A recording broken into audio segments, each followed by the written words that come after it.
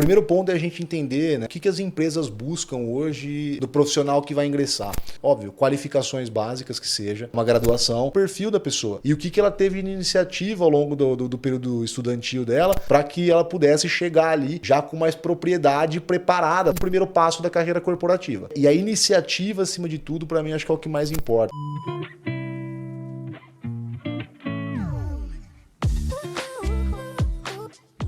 Seja muito bem-vindo ao nosso podcast, onde as ideias se encontram. Hoje eu estou aqui com meu grande amigo Rodrigo Giudice. Ele é diretor de vendas para a América Latina da Karcher, mas já trabalhou na Walmart.com, Infracommerce, Carrefour. Também é professor na pós-graduação continuada da ESPM, na disciplina de Trade Marketing e Marketplace. Seja bem-vindo, Rodrigo. Muito obrigado, Caio. Para mim é um prazer, uma honra estar aqui com você, participar do nosso podcast, que mais do que parceiros de mercado, né, vindo aqui falar um pouco mais aí para o público quem sou eu e ajudar um pouco nessa trajetória deles, falar um pouco de carreira corporativa, né, e tudo mais. Além de tudo, sou seu amigo, né, assim, de longa data. Então, mais uma vez, prazer estar aqui. Obrigado. Hoje nós vamos falar sobre carreira corporativa. Nós falamos no episódio passado sobre empreendedorismo social com o Douglas Lopes. Hoje, nosso foco é na carreira corporativa. Então, se você pretende ou se você tem interesse de saber como que os grandes CEOs, como que os grandes executivos de grandes empresas pensam e como você pode chegar nessa carreira, fica até o final, que hoje nós vamos falar muito sobre isso. Bom, primeiro de tudo, eu gostaria de saber, Rodrigo, qual que é a sua visão sobre a carreira corporativa? Qual que é, o que na sua visão é uma carreira corporativa privada? Bom, Caio, na verdade para mim é o seguinte, cara, a carreira corporativa, ela pode ser tanto grandes, pequenas, médias empresas, nacionais, multinacionais, mas é a carreira onde você, ao contrário do empreendedorismo, né, que você vai montar um negócio, seja saindo da universidade ou depois ao longo do tempo, é a carreira onde você vai trabalhar em corporações, né, terceiras, por assim dizer. Legal. Você hoje é diretor de vendas na América Latina, tem de diversos países, viaja muito, mas não foi sempre assim. Como que foi que você começou a sua carreira no mundo corporativo? Legal. Gosto dessa pergunta porque me faz lembrar muito da história também, né? Até aqui. A verdade é o seguinte, eu sou formado em administração, né, pela Universidade Estadual de Maringá. Sou pós-graduado em Trade Marketing, né, MBA de Trade Marketing na SPM. Mas lá no começo, né, acho que quando eu estava na universidade ainda, eu sempre quis essa carreira corporativa. Né? Tem gente que tem o sonho, por exemplo, de montar um negócio, né, seja pequeno, ou montar um negócio para ser multimilionário, por exemplo, gigante. E tem gente que brilha o olho com a carreira corporativa. E eu era assim. Acho que eu tive inspirações também na minha família, né? Tios, enfim, pais, etc., que trilharam caminhos distintos. Mas eu sempre brilhava meu olho com trabalhar em grandes organizações, principalmente multinacionais, né? Na área de vendas, marketing, etc., para um dia poder ser CEO. E não só pela questão do que o cargo traz em termos de carreira, mas principalmente para poder fazer a diferença de alguma maneira na vida das pessoas, na sociedade onde a gente está inserido, porque eu realmente acredito no papel que as organizações têm perante a sociedade. Acho que, óbvio que todo o ponto-chave da empresa é ter lucro, vamos falar assim, né? Esse é o target, vamos falar, mas no final ela também tem a contribuição dela na sociedade e leva o negócio para frente. Então, por isso que eu sempre brilhei o olho pela carreira corporativa e o começo, na verdade, foi isso daí. Eu tinha esse sonho e fui desenhar quais caminhos que eu precisava traçar, né, para chegar realmente aonde eu gostaria.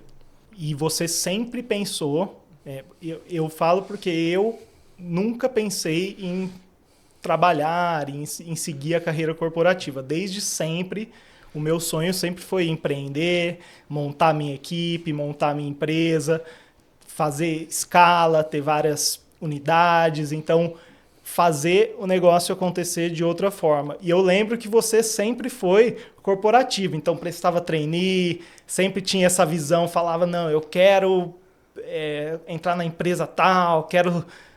E como que uma pessoa hoje ela consegue entrar nesse processo de ascensão na carreira corporativa? Quais são os processos que existem hoje para uma pessoa entrar na carreira corporativa? Legal. Então, acho que assim, ó, o primeiro ponto é a gente entender, né, o que as empresas buscam hoje nos jovens, vou falar, eu ia falar jovens talentos aqui tudo, né, mas principalmente jovens talentos, o que elas buscam hoje em dia do profissional que vai ingressar. Óbvio que existem momentos diferentes, né, da carreira, e a empresa, obviamente, ela tem todo um perfil traçado para cada um desses momentos, da vaga, da responsabilidade, por aí vai. Mas quem vai ingressar no mercado, a empresa busca, acima de tudo, óbvio, qualificações básicas que seja. Né? O que é qualificação básica? Cara, é uma formação, né? Então uma graduação, não necessariamente em áreas de negócio, mas é uma graduação. Então aí é um pré-requisito que você já tem. Tá?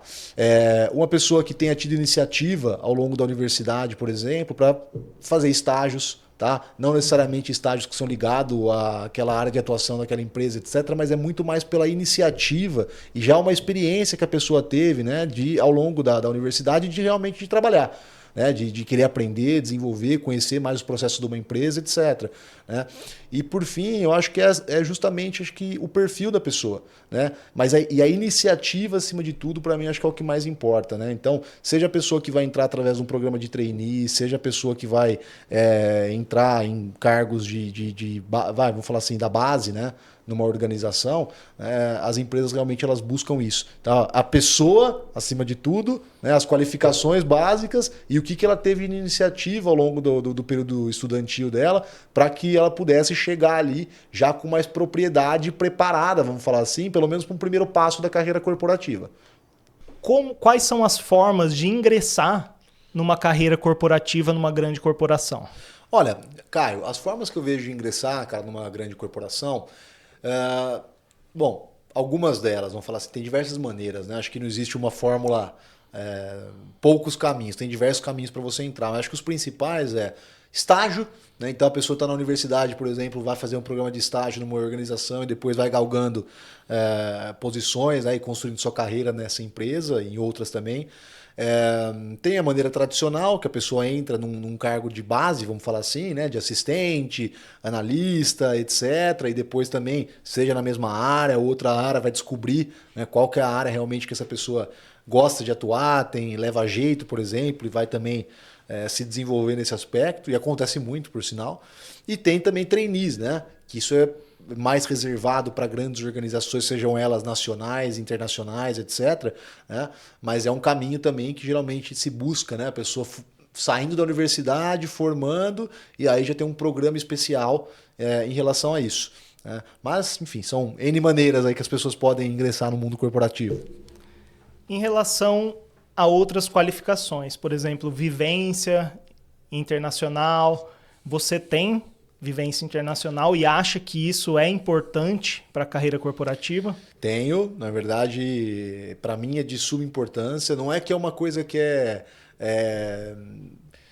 vamos falar assim, excludente, que é um pré-requisito, alguma coisa assim, não é. Mas para mim é de suma importância quando a gente fala aí de grandes organizações, primeiro, porque a gente vive num mundo globalizado. Tá? Número 2, vivendo nesse mundo globalizado, naturalmente a língua, pelo menos a língua que é mais falada no mundo é o inglês. Né? A maneira com que você se comunica, principalmente com outras culturas. Então, acho que o principal, né, não só a questão de você melhorar o seu nível de inglês, né, de adquirir fluência em inglês morando fora, mas eu acho também que é você abrir a cabeça, na verdade, e conhecer um mundo diferente do que a gente vive, né? Porque o mundo é gigante, a gente vive aqui no nosso país, acho que conhece o mundo, né? Mas quando você realmente mora, vive num outro lugar, você realmente começa a abrir a cabeça e falar, poxa, eu não conheço realmente nada, né? E isso te abre muitas portas depois, porque lidar com outras culturas, conhecer outras culturas, outros lugares, né? Além de, uma vez mais, falar a língua comum no mundo, é uma coisa que realmente faz a diferença nas organizações, principalmente em multinacionais, ou uma vez mais, em grandes empresas nacionais, mas que fazem muito negócio no exterior, né? Importação, exportação e assim por diante. E respondendo que eu não te respondi, na verdade, se eu tenho, eu tenho. Eu vivi na Irlanda, Em 2011 eu fiz um intercâmbio de aproximadamente 1 ano, tranquei meu último ano de universidade, porque como eu tinha o interesse, na verdade, né, de entrar através dos programas de trainee em alguma grande corporação, eu sabia que isso era uma coisa que iria me ajudar muito, né? Já por ter um nível de inglês, etc. E porque é pré-requisito, uma vez mais, né? Quando a gente está falando de um programa de trainee, né? Essa vivência internacional, tá? Falar inglês, pelo menos num nível médio, vamos falar assim, que seja saber se comunicar, é pré-requisito, faz diferença dependendo da organização que está com essa posição aberta.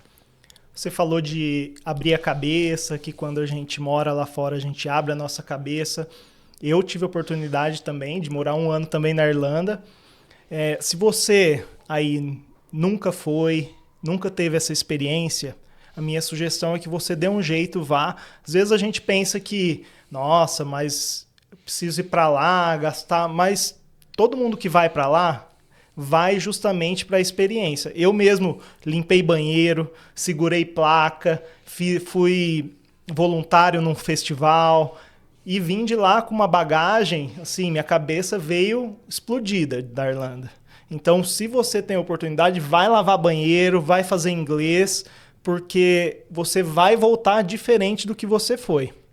E pegando esse gancho, novos locais, eles trazem novas pessoas, que trazem novas ideias, que trazem novas ações. Qual é a importância, na sua opinião? Eu falo por mim porque eu mudei para São Paulo atrás de novas oportunidades e aqui eu consegui escalar em 2 anos o que em 10 anos eu não tinha conseguido. Para você, qual é a importância de estar em novos lugares, de estar em grandes centros, de realmente sair da sua cidade e buscar novas oportunidades, novas ideias, novas pessoas? Olha, vamos lá. Eu acho que assim, quando a gente vai falar de grandes centros, né, seja no Brasil, aqui em São Paulo, que é a maior capital da América Latina, né, uma das maiores do mundo, na verdade, é a capital do business, a gente fala na América Latina, né?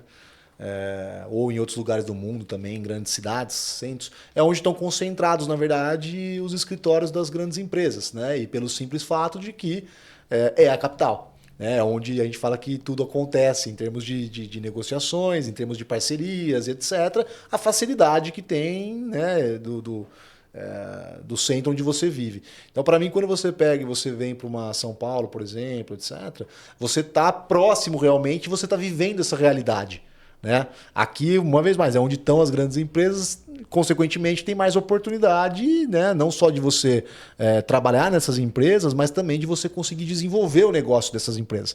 Porque os seus fornecedores estão aqui, né? Os seus clientes estão aqui também, etc. E, uma vez mais, isso abrem portas. Como você mesmo falou agora, né? Dessa escalada que você deu nesses 2 últimos anos, quando você mudou para São Paulo. Isso mesmo, perfeito. Você é professor de pós-graduação na ESPM, MBA, né? MBA em Trade Marketing. Você é professor de Marketplace e E-Commerce. Para a carreira corporativa, qual é a importância da pós-graduação, do MBA? Hoje em dia, isso é um pré-requisito ou as pessoas podem chegar em um nível de diretor de América Latina, diretor nacional, sem a pós-graduação? Olha, Caio, primeiramente, acho que a importância da educação continuada, da pós-graduação, ela vai muito também pelo conhecimento, né? Adquirir novos conhecimentos, que isso sempre é importante para o nosso desenvolvimento profissional, pessoal, etc. Né? Quanto mais conhecimento a gente adquire, mais a gente consegue fazer a diferença, pensar diferente, né? E por aí vai. Mas também ele é um pré-requisito, né? Então, quando a gente olha nas empresas, muitas delas, para você ser gerente, para você ocupar uma posição gerencial, pós-graduação é pré-requisito. Então, também é uma maneira de você pegar e fazer uma peneira, vamos falar assim, no nível de candidato que você quer de atuação. E não é que a empresa faz isso por capricho, né? De falar, olha, é porque eu quero a pós-graduação, porque... Não, porque realmente se espera, na verdade, que a pessoa tenha passado por essas fases de aprendizado, né? E de network, da provocação que traz uma pós-graduação, né, para esse profissional, para que ela possa realmente ser um gerente também melhor, com mais bagagem, com mais propriedade naquilo que se fala, né? Perante o seu time, perante a organização. Né? Então, acho que são as fases aí que se passam. Então, é de suma importância a educação continuada, não tem dúvida. E as empresas, elas buscam colaboradores nas pós-graduações? Muito também acontece. Né? Acho que as empresas elas são parceiras, na verdade, de grandes universidades. Né? Então, elas querem saber quem está se destacando, por exemplo, nos cursos, etc. Mas também tem muito network. Né? Então, veja, na SPM mesmo, né? A gente na pós-graduação a gente tem um lema na universidade que ensina quem faz. Né? Então, a gente busca muito, por exemplo, pessoas... líderes de mercado, etc., para que possam ministrar disciplinas, pessoas que são referência naquele tema, na verdade, para que possa ensinar com propriedade, vamos falar assim, com vivência naquele tema. E claro que por serem pessoas de mercados, não só então essa parceria que tem da própria universidade com empresas, mas os professores que estão ali são pessoas de mercado. E elas também sabem então quais posições estão abertas, elas têm um relacionamento, um network, ela vê quem são os profissionais ali, os alunos no caso, mas que são profissionais que estão se destacando também, né, para ficar de olho em possíveis oportunidades, etc. E eu falo para meus alunos, eu falo, cara, eu escuto muito deles, né? Assim, qual que é o objetivo, o que te traz aqui, etc. E muitos deles falam, olha, porque eu estou assumindo uma nova posição, então eu quero adicionar esse conhecimento aqui que vai ser importante para mim. Outros falam, poxa, eu, na verdade, vim expandir o meu networking, conhecer pessoas, etc., tudo, né? Que possam me abrir novos caminhos, por exemplo. Então, para mim é isso. Acho que a pós-graduação ela traz essa questão também aí não só do conhecimento, mas o networking, seja com seus colegas de sala, seja com professores, com o ambiente, na verdade, de uma pós-graduação de universidades. Isso me faz lembrar muito, porque eu fiz administração também na UEM, na Universidade Estadual de Maringá, e eu me lembro que o meu professor de empreendedorismo nunca tinha aberto uma empresa.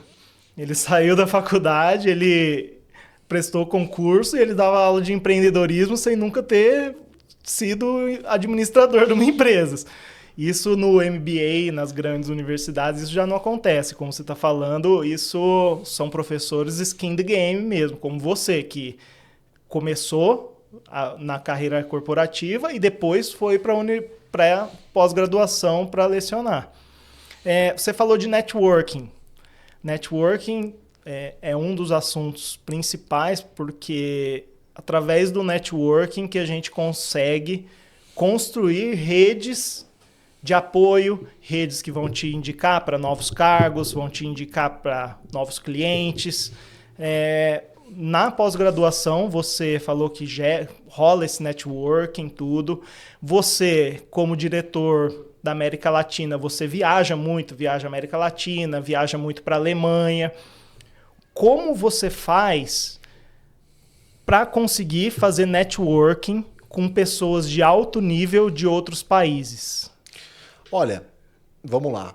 Seguinte, eu acho que o networking ele acontece a todo momento, independente da posição que você está. A partir do fato de que você está numa empresa e essa empresa se relaciona com diversos atores no mercado onde ela está inserida, por exemplo, desde aí você já está com network, na verdade, no seu dia a dia de trabalho.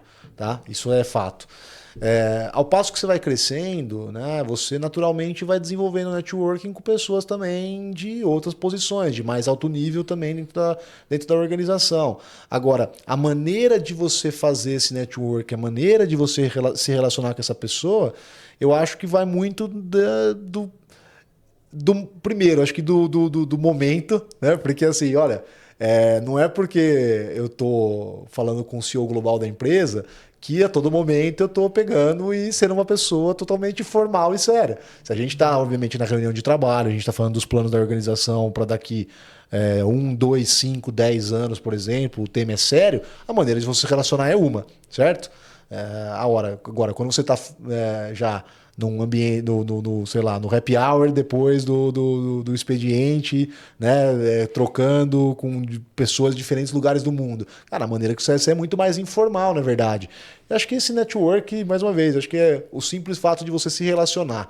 E a maneira com que você vai levando isso, né, compreendendo, tendo um pouco mais de entendimento de como que as pessoas estão naquele determinado momento que você está conversando com ela. Maravilha. A regra do networking na minha visão, seja interessante antes de ser interessado. Então, você precisa oferecer primeiro valor para essa pessoa antes de você pedir coisas para ela. Como você falou, acontece o happy hour. Então, é importante ter esse momento off the records, fora dos negócios.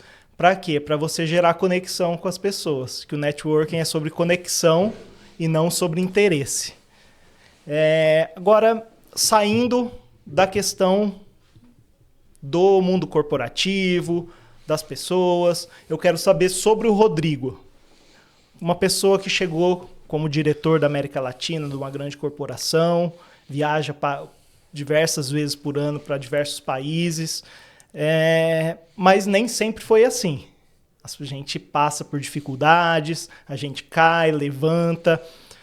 Qual foi uma situação que você perdeu, que você no momento achou que perdeu, mas depois você se recuperou e tirou um aprendizado sobre isso e saiu maior?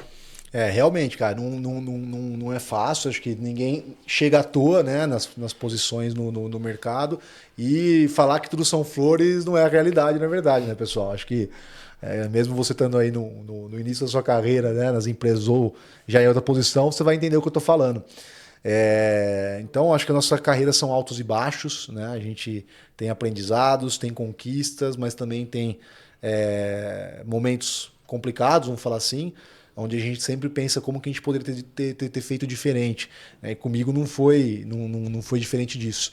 Na verdade, eu me lembro bem, um momento que foi marcante na minha carreira, foi na Samsung, quando eu saí da Samsung. A gente estava num momento super difícil, né? O Brasil estava passando por um momento de recessão econômica, isso em 2015. Eu me lembro muito bem que ao longo do ano, eu cheguei no final de 2014 na Samsung, e ao longo do ano, a cada trimestre tinha uma penca de pessoas que saíam nos cortes, por exemplo, tudo, e no final do ano a organização tinha metade do tamanho que ela tinha no início de 2015. Né? E depois eu acabei sendo transferido para uma outra empresa do grupo Samsung, não era mais a Samsung, né? Era a Simpress, que é uma grande empresa de outsourcing, de impressão que tinha sido adquirido pela Samsung. Mas quando eu acabei saindo da Samsung para ir para a Simpress, foi um momento duro para mim, porque eu vinha de um programa, através de um programa de trainee ingressado no mercado no Walmart.com.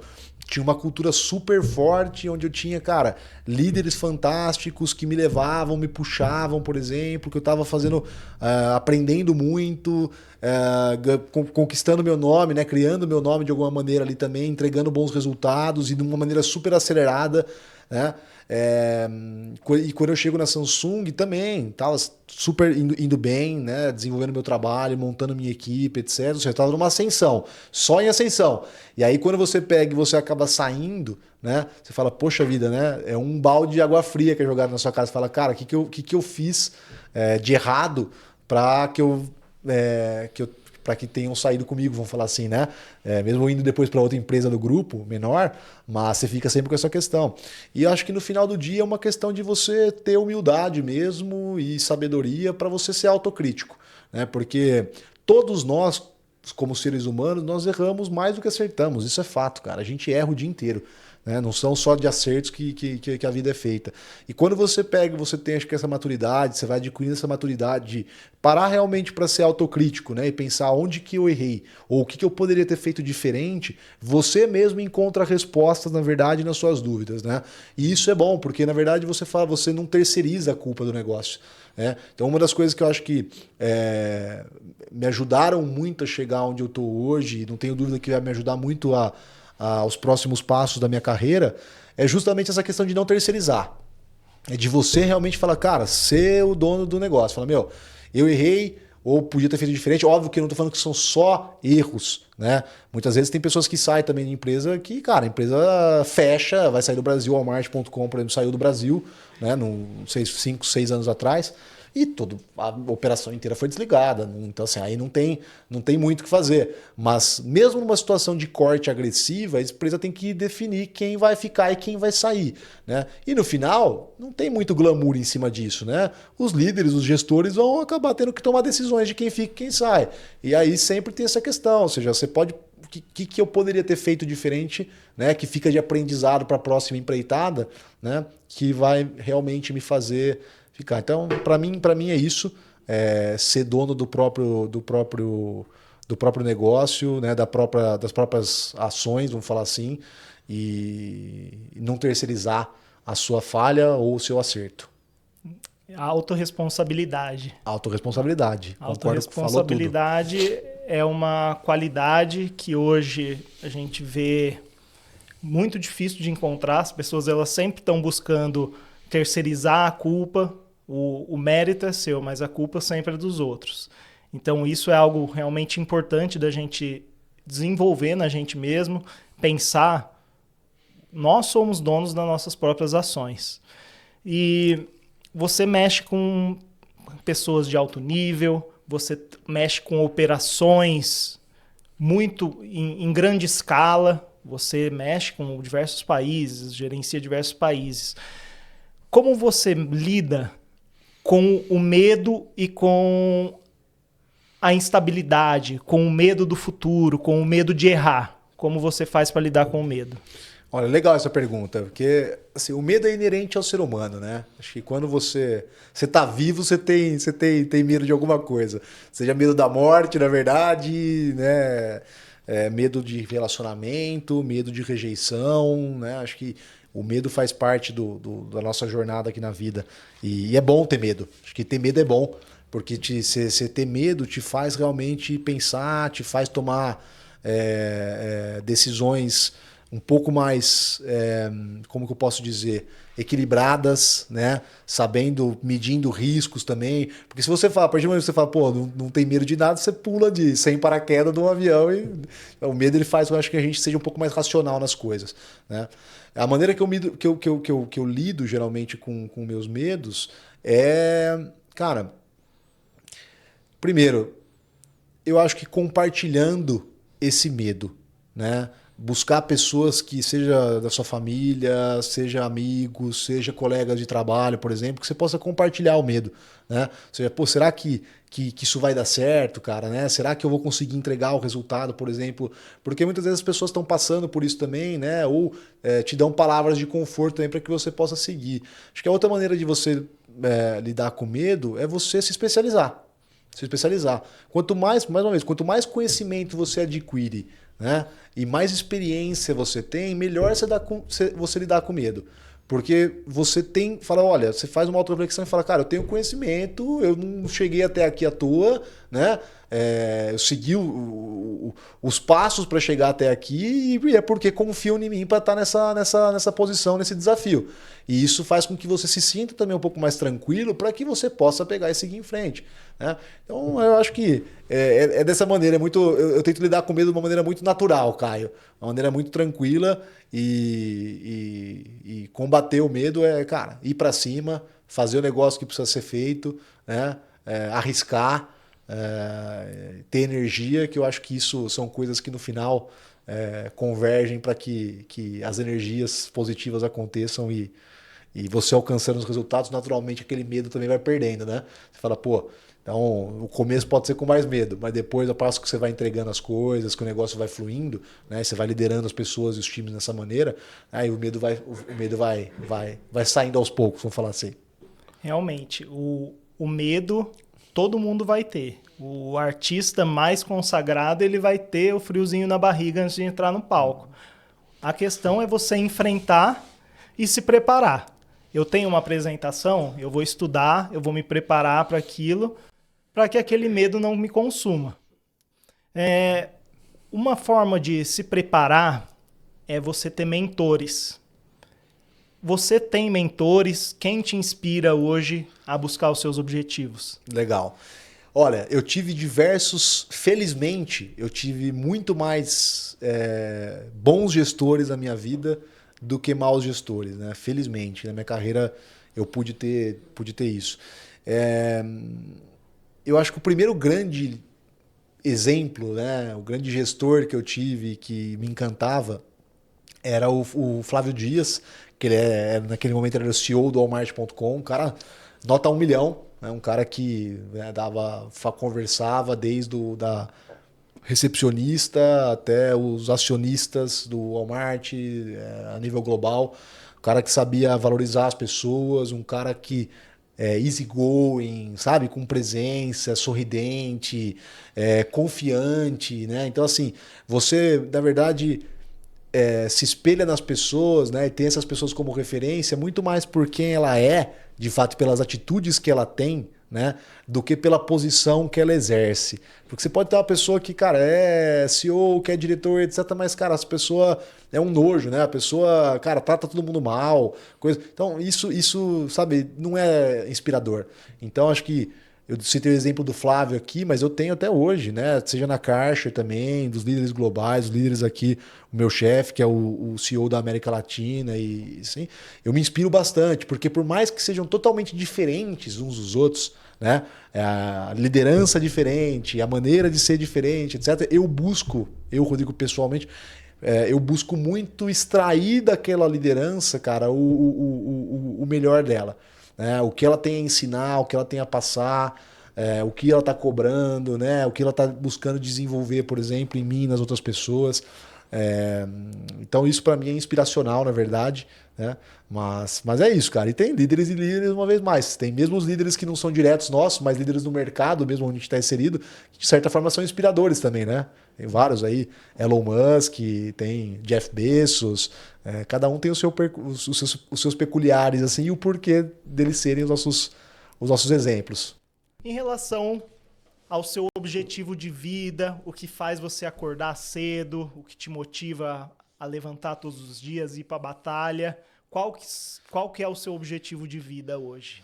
Olha, Caio, meu objetivo de vida, acho que ele muda, não vou falar que ele muda constantemente, acho que a gente vai, ao passo que a gente vai ganhando mais maturidade, acho que nossos objetivos eles mudam, pelo menos sempre falam muito isso, né? E eu acho que eu vou ficando mais velho agora também, eu vou realmente entendendo isso. Mas eu acho que assim, meu objetivo profissional, né, é alcançar, cara, cargos de liderança global. Eu sempre sonhei com isso, né? Quero ser um CEO global de uma grande organização, para poder atuar cada vez mais num nível sensacional, poder é, levar a organização para caminhos, por exemplo, que até então ela não tenha navegado, né? Fazer a organização realmente ser grande. Acho que isso, pessoalmente, profissionalmente, é uma coisa que me move muito, poder fazer coisas grandiosas, entregar coisas grandiosas, né? Mas não só em números, né? Eu acho que realmente assim, porque mais uma vez, como eu falei lá no início, né, que a organização para mim, claro, ela tem todas as organizações têm o seu papel perante a sociedade, é poder realmente poder entregar coisas para a sociedade, entregar coisas boas, sabe, desenvolver uma comunidade, não sei, desenvolver pessoas carentes, por exemplo, que não tiveram a mesma oportunidade que a gente teve, através de programas sociais, através de parcerias, por exemplo. Tem a Gerando Falcões, tem várias aqui, né, no Brasil, exemplos fora também, de empresas realmente que buscam, através da parceria público-privado, vamos falar assim, né? Você dá oportunidade, gerar oportunidade para pessoas que não têm tão fácil acesso a isso. Né? É você, através da empresa, por exemplo, poder ter impactos socioambientais, impactos ambientais também que façam a diferença. Né? Então, a partir do momento que você, por exemplo, tem uma meta de carbono, né? Você tem uma meta, por exemplo, de usar energia renovável, coisas do tipo, você de alguma maneira está contribuindo também para a sociedade. Então, o que eu gosto de desmistificar um pouco é essa questão de, olha, a empresa só visa o lucro acima de tudo e ela não está nem aí para as pessoas e para a sociedade. Para mim não é verdade. Né? Você tem diversas empresas que, óbvio que o objetivo, o fim da empresa é lucrar, porque senão ela fecha as portas, né? E aí ela tem que... Imagina uma empresa com 15, 20, 100 mil colaboradores a nível global. Se essa empresa quebrar, se ela não tiver lucro, olha o tanto de família que vai ficar desempregada, que não vai ter salário, não vai ter, enfim, recursos e assim por diante. Mas no final, nessas iniciativas da empresa, realmente poder fazer a diferença para a sociedade que a gente está embarcado. Isso eu acho que é o meu objetivo realmente pessoal, além do profissional, mais uma vez, que levar organizações para caminhos gigantescos. Isso é o que me move bastante também. Beleza, estamos caminhando para o fim aqui. Eu queria que você falasse agora para uma pessoa que está saindo da faculdade, para uma pessoa de meia idade, com seus 35 anos, e para uma pessoa de 50 anos que queira entrar em uma grande corporação? Fale para eles como eles podem fazer e passe um recado para eles. Olha, vamos lá. Eu acho o seguinte, independente da fase da vida que você tá, né, você quer entrar numa organização, seja ela pequena, média, grande, você tem que, acima de tudo, se preparar, se dedicar. Eu sei que isso pode ser uma falácia, na verdade, uma coisa que todo mundo fala, na verdade, né, que é o arroz com feijão, só que o arroz com feijão ele dá certo. Tá? O arroz com feijão ele dá certo realmente. Então é buscar especializações, tá? Através de cursos de curta, média, longa duração. Tá? É você pegar e você ampliar o seu networking.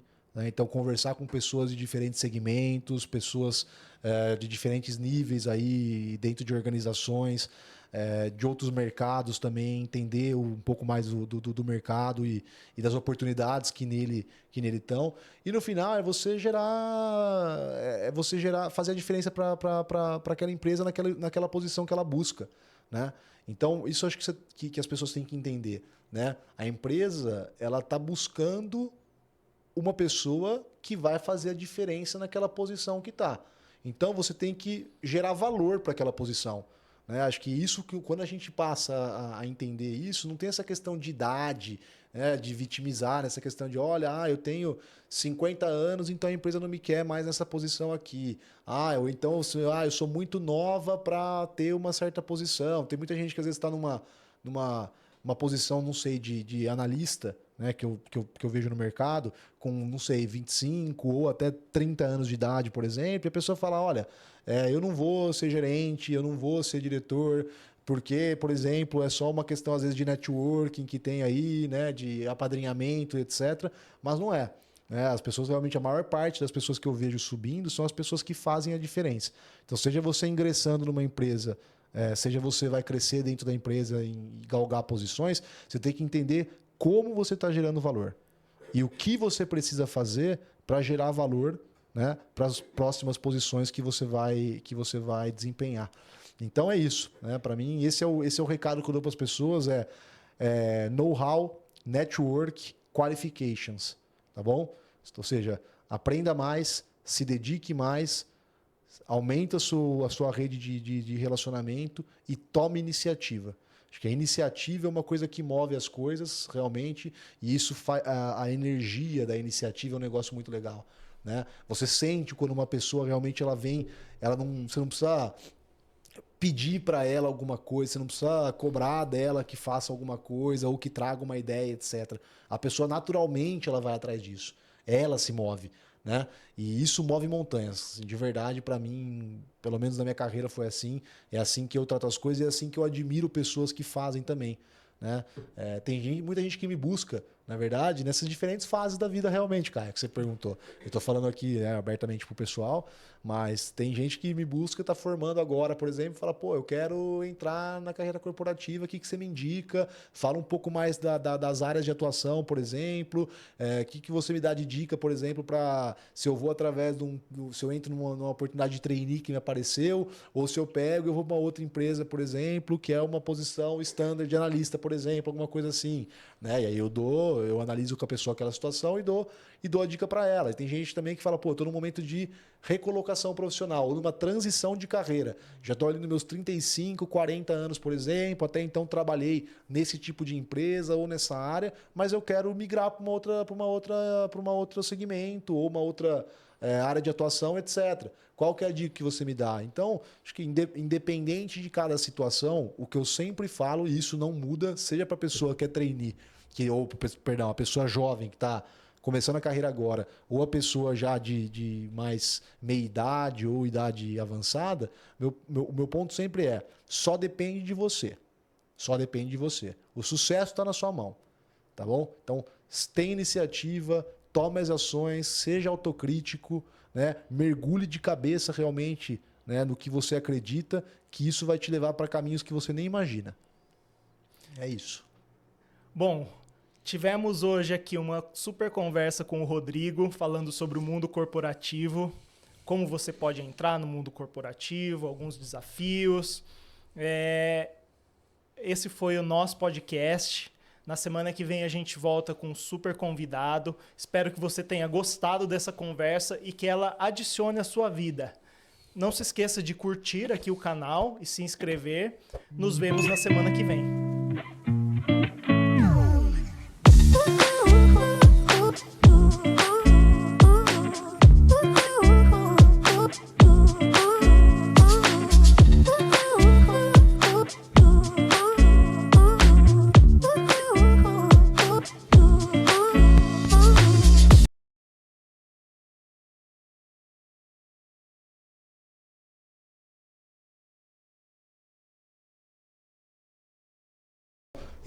Não necessariamente em áreas de negócio, mas é uma graduação. Tá? É um pré-requisito que você já tem. Tá? Uma pessoa que tenha tido iniciativa ao longo da universidade, por exemplo, para fazer estágios, tá? Não necessariamente estágios que são ligados àquela área de atuação daquela empresa, etc., mas é muito mais pela iniciativa e já uma experiência que a pessoa teve, né, ao longo da universidade de realmente de trabalhar. Né, de querer aprender, desenvolver, conhecer mais os processos de uma empresa, etc. Né? E por fim, eu acho que é justamente né? Mas aí seja a pessoa que vai entrar através de um programa de trainee, seja a pessoa que vai entrar em cargos da base, né, numa organização, as empresas realmente elas buscam isso. Tá? A pessoa, acima de tudo, né, as qualificações básicas